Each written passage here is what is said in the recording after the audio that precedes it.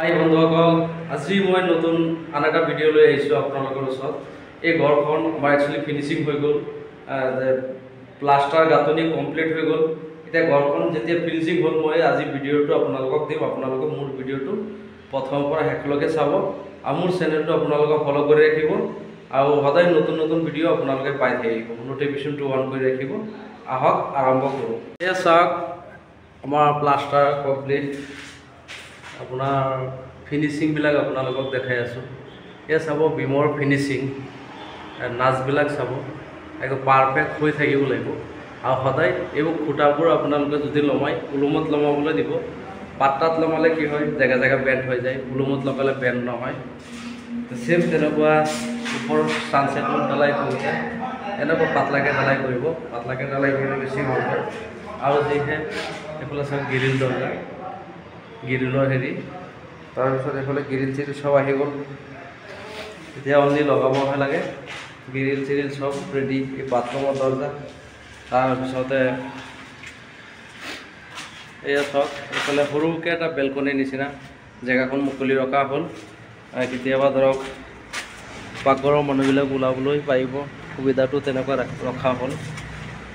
আৰু সদায় ৱালবিলাক ফিনিচিংটো চাব, অলপ ফিনিচিং কেনেকুৱা হয়। মেইন কথা ফিনিচিঙৰ টাইমত ফিনিচিংটোৱে চাব, ফিনিচিংটো ভাল হ'ব লাগে।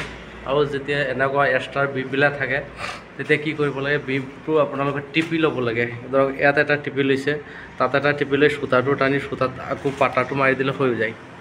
তেনেকুৱাত কি হয়, বস্তুবিলাক ষ্ট্ৰেট হয়, বস্তুবিলাক বেণ্ড নহয়, বেয়া নহয়, সদায় ষ্ট্ৰেটত থাকে। আৰু প্লাষ্টাৰটো ষ্ট্ৰেট হ'লে দেখিবলৈ ভাল লাগে। চেম তেনেকুৱা ধৰক আমাৰ কামবিলাক হৈ আছে।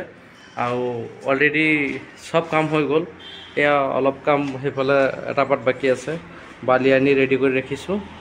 কুট কাট কাম অলপ আছে, এইখিনি কৰি শেষ কৰিবৰ কাৰণে। এয়া ফুটাবিলাক মাৰিবলৈ আছে, জেগা জেগা অলপ অলপ কাম আছে, এইখিনি শেষ কৰিবৰ কাৰণে হেৰি কৰি থ'লোঁ। তাৰপিছত চাওক, এইটো হ'ল লেট্ৰিন বাথৰুম। লেট্ৰিন বাথৰুমৰ চেম প্লাষ্টাৰ হৈ ক্লিয়াৰ হৈ আছে। আৰু এইবোৰ কাটিং কৰি থৈ দিয়া হ'ল, ঝাৰু মাৰি থৈ দিয়া হ'ল। ইয়াত আইচটো লাগিবৰ কাৰণে এইটো ঝাৰু মাৰি থৈ দিয়া হ'ল। এইটো চাওক, এইটো বেডৰুমত পোহৰৰ কাৰণে ক'ব নালাগে। দুফালে দুটা খিৰিকী, ইয়াত এটা খিৰিকী, ইয়াত এটা খিৰিকী। গোটেই ৰুমটো লাইট নহ'লেও পোহৰ হৈ থাকিব, সেইটো ছিষ্টেমৰ কাৰণে আমি দুফালে দুটা খিৰিকী দি দিলোঁ।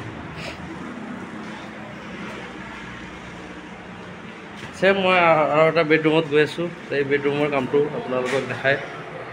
এইটোতো চব পোহৰৰ কাৰণে কোনো চিন্তা কৰিব নালাগে, পোহৰ পূৰা পাব। আৰু বাহিৰত এইফালে বাৰান্দাখনত অলপ সৰু কাম এটা আছে, এইখিনি লোৱা মিস্ত্ৰী কৰি আছে। এইখন বেছি টাইম নালাগে, আজি কৰিলে শেষ। আপোনালোকক পূৰা প্লাষ্টাৰটো এবাৰ দেখাই লৈছোঁ। ইয়াত ধৰক এইখন জেগা মুকলি আছে, মুকলিত আমাৰ এইখনত এনেকুৱা সৰু অলপ ৰাউণ্ডকৈ এটা হেৰি কৰিম, দৰজা নিচিনা ৰাউণ্ড কৰিম। আৰু জেগাখন ৰাউণ্ড কৰি দি দিম। ইয়াত এটা ডিজাইনটো উঠিব। তাৰপিছতে ছাইডত এনেকুৱা এটা 3 ইঞ্চিকৈ বিট লগাম।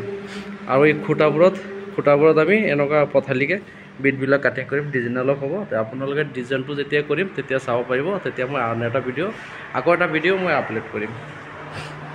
চেম ধৰক কামবিলাক সদায় আপোনালোকে এটা বস্তু মন কৰিব, এই বস্তুটো মন কৰিব সদায়। ইয়াত আপোনালোকে ৰুচা মাৰি দিবলৈ দিব, পলিচ মাৰিবলৈ নিদিব। পলিচ মাৰিলে কি হয়, তলৰ যিটো গোলাটো আছে, গোলাটো ওপৰলৈ গুচি আহে। ওপৰলৈ অহাৰ পিছত তাৰপিছত যেতিয়া আপোনালোকে পুটিং কাটিব, পুটিং কটাৰ পিছত এইবোৰ কি হয়, লাষ্টিংটো কম হয়। কিন্তু এই বস্তুটো যেতিয়া বেছি সমান হৈ যায়, তেতিয়া পুটিং কাটিলে পুটিংটো এৰাই গুচি আহিব। ধৰক এবছৰ 2 বছৰ যাব, পিছতে পুটিংটো আপোনালোকৰ এৰাই গুচি আহিব, দেখিবলৈ বেয়া হ'ব। সেইকাৰণে সদায় ৰুচা মাৰি এৰি থ'ব। আৰু ৰুচাত যিমানটো পাৰে ফিনিচিং দিব, পলিচটো টানিবলৈ নিদিব। পলিচটো টানিলে কামবিলাক হেৰি হৈ যাব। তো এইবোৰ চাওক, মই সৰু এটা হেৰি দেখাইছোঁ। এই খুঁটাটো চাব, খুঁটাটো চাওক, তেনেকুৱা বালি দানা ওলাই আছে। এইটো ওলাই আছে, কিন্তু যেতিয়া হেৰি কৰিব, পুটিং মাৰিব, তেতিয়া এবাৰ পাতলাকৈ চিৰি ল'লে হৈ গ'ল। তাত মানে পলিচ কৰিব নালাগে, পলিচ কৰিলে কামবোৰ বেয়া হৈ গুচি আহে। আশা কৰোঁ আপোনালোকে মোৰ ভিডিঅ'টো প্ৰথমৰ পৰা শেষলৈকে চাব আৰু মোৰ চেনেলটো আপোনালোকে ফ'ল' কৰি থ'ব আৰু নতুন ভিডিঅ' পাই থাকিব।